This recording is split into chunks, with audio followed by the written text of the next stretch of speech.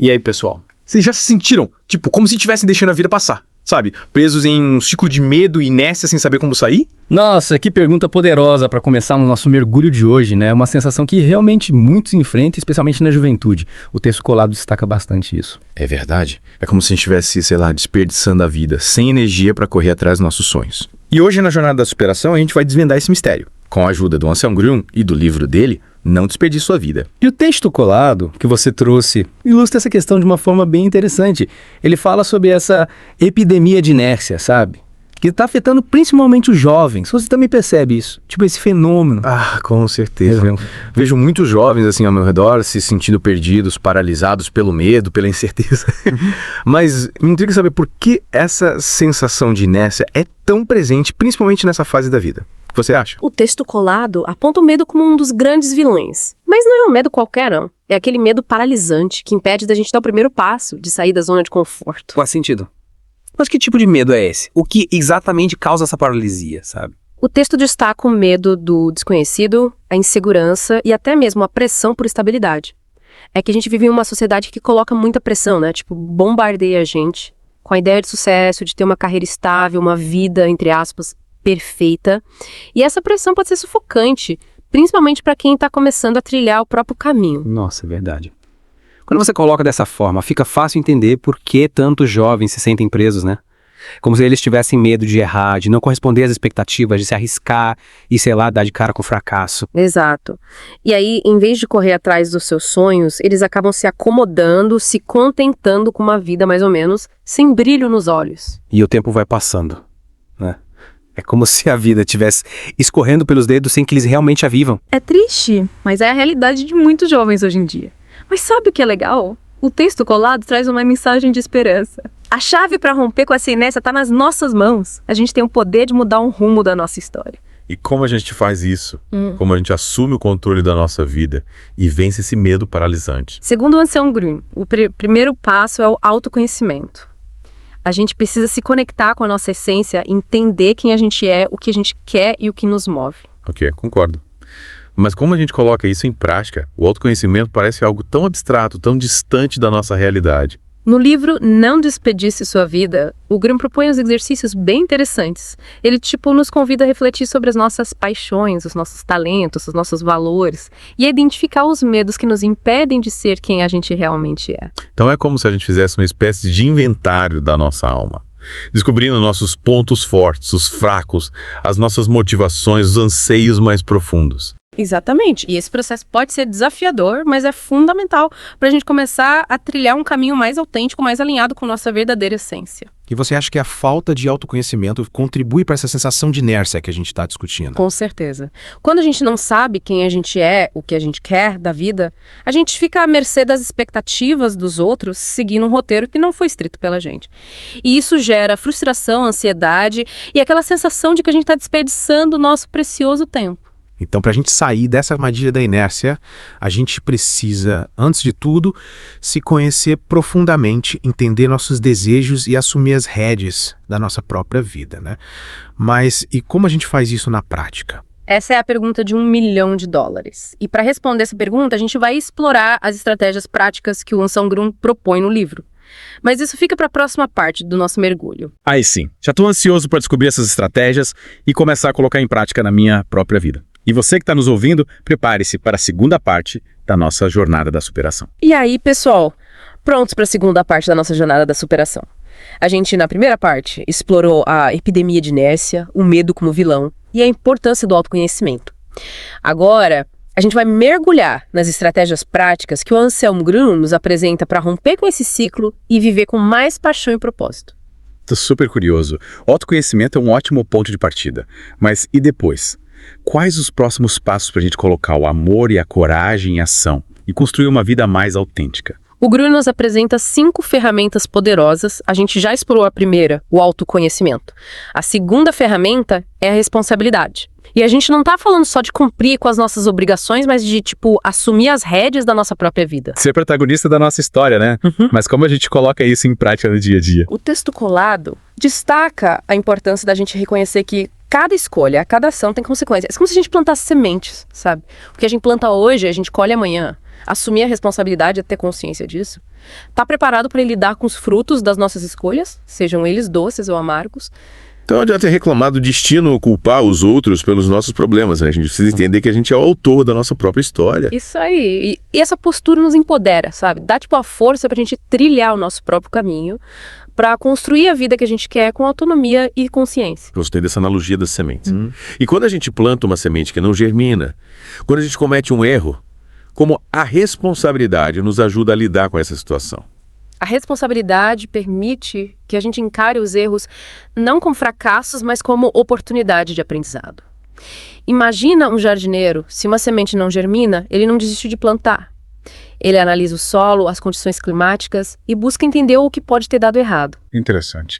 Então, em vez de a gente se martirizar pelos erros, a gente deve usar eles como fertilizante para o nosso crescimento. Exatamente. A responsabilidade nos ajuda a transformar os erros em degraus para a evolução, em combustível para a nossa jornada de superação. E por falar em superação, a próxima ferramenta que o Gru nos apresenta é a coragem. E a coragem, como a gente já mencionou, não é a ausência de medo, né? Mas a força para agir apesar do medo. Mas como cultivar essa coragem no dia a dia? O texto colado dá alguma dica. Ele nos convida a reconhecer que a coragem não se manifesta só em grandes atos heróicos, mas também nas pequenas ações do dia a dia.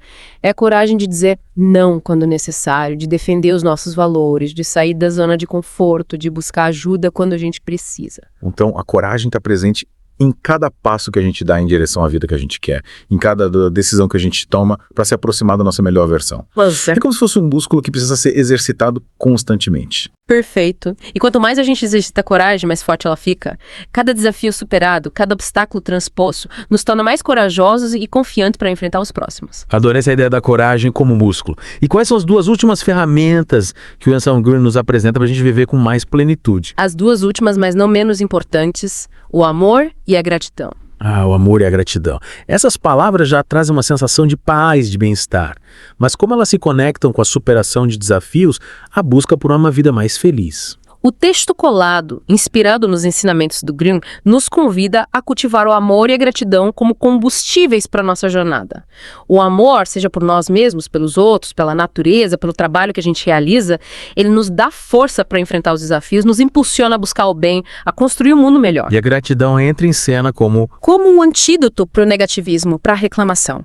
Quando a gente cultiva a gratidão, a gente aprende a valorizar as pequenas coisas, a reconhecer as bênçãos que já existem nas nossas vidas. E essa postura nos torna mais fortes, mais resilientes, mais capazes de lidar com as adversidades. Faz sentido? Quando a gente foca no que a gente tem de bom, quando agradece pelas pequenas alegrias do dia a dia, a vida se torna mais leve, mais prazerosa. Exatamente. E essa energia positiva se irradia, contagia as pessoas ao nosso redor, criando um ciclo virtuoso de amor, gratidão, bem-estar. É como se a gente plantasse flores em vez de espinhos. Que bela imagem. Mas e quando as coisas ficam realmente difíceis? Quando a gente se sente perdido sem saber para onde ir, o que fazer? Nesses momentos, é fundamental a gente reconhecer a nossa vulnerabilidade e buscar apoio. E essa é a quinta e última ferramenta que o Anselm Green nos apresenta no texto colado. Pedir ajuda. Muitas vezes a gente vê isso como um sinal de fraqueza, mas na verdade é um ato de coragem, de amor próprio, né? Com certeza. Buscar apoio, seja em amigos, familiares, profissionais, grupos de apoio, não é sinal de fraqueza, mas sim de inteligência emocional. De sabedoria para reconhecer que a gente precisa de ajuda para trilhar o nosso caminho com mais leveza e segurança. É como se a gente tivesse uma equipe de apoio nos bastidores, nos ajudando a superar os desafios, a alcançar os nossos objetivos. Exatamente. Essa rede de apoio, essa comunidade que nos acolhe, que nos ampara, nos dá força para seguir em frente com mais confiança e esperança. Nossa, que jornada inspiradora. Mas ainda temos muito a explorar. Quais as conclusões que a gente pode tirar de tudo isso? O que o texto colado nos ensina sobre como viver uma vida mais plena e significativa? Para descobrir isso, vamos para a última parte do nosso mergulho. Preparem-se para a gente finalizar essa jornada da superação com chave de ouro. E aí, pessoal? Chegamos à parte final da nossa jornada da superação. Já exploramos a epidemia de inércia, o medo como grande vilão e a importância do autoconhecimento. Vimos também quais 5 ferramentas poderosas que o Anselm Green nos ensina, né? Aquelas pra gente assumir as rédeas da nossa vida. E agora a gente vai mergulhar nas conclusões, nas reflexões finais que o texto colado apresenta. Nossa, que jornada inspiradora! A gente viu, durante esse mergulho, que a inércia e o medo podem sim nos paralisar, mas também descobrimos que a gente tem o poder de romper com esse ciclo, de construir uma vida mais autêntica, mais significativa. Verdade. As ferramentas que a gente explorou, autoconhecimento, responsabilidade, coragem, amor e gratidão, são tipo bússolas, né? Que nos guiam em direção à nossa melhor versão. Mas qual a mensagem central, o aprendizado, assim, mais importante que a gente pode tirar dessa jornada? Eu acho que o grande ensinamento é que viver plenamente não significa viver sem medo ou sem desafios. A vida é uma montanha russa, né? Altos e baixos, momentos de alegria, momentos de tristeza, vitórias e derrotas. O segredo está em como a gente encara esses desafios, como a gente usa as ferramentas que a gente tem para superar tudo isso e seguir em frente. Então não se trata de evitar os obstáculos, mas de aprender a navegar por eles, né? Com coragem, resiliência, sabedoria. É como dizem, a vida não fica mais fácil, é a gente que fica mais forte. Exatamente. E o texto colado, inspirado na obra do Anselm Grunier, mostra pra gente que a força para enfrentar os desafios, ela tá dentro da gente. Quando a gente se conhece profundamente, assume a responsabilidade pelas nossas escolhas, cultiva a coragem, o amor, a gratidão, a gente se torna capaz de transformar os obstáculos em oportunidades de crescimento, de aprendizado. E essa jornada de superação, como a gente viu, não é um caminho solitário, né? A gente pode contar com o apoio dos amigos, da família, de mentores, de profissionais. Ter uma rede de apoio faz muita diferença. Com certeza. E quando a gente compartilha as nossas vulnerabilidades, os nossos medos, os desafios com pessoas que nos amam, que nos apoiam, a gente fica mais forte, mais confiante para seguir em frente. É isso aí. E para você que acompanhou a gente nessa jornada da superação, lembre-se, a vida é um presente. E a forma como você escolhe viver esse presente é o que realmente importa. Não deixe o medo te paralisar, não deixe a inércia te dominar, descubra suas paixões, os seus talentos, os seus sonhos e corra atrás. Com toda a sua energia, com toda a sua força. Você tem o poder de transformar a sua vida, de escrever uma história única, cheia de significado, de realização. E nunca se esqueça, você não está sozinho nessa jornada. Para saber mais sobre como superar os seus desafios e alcançar os seus objetivos, acesse o link do livro na descrição deste vídeo. Até a próxima jornada da superação.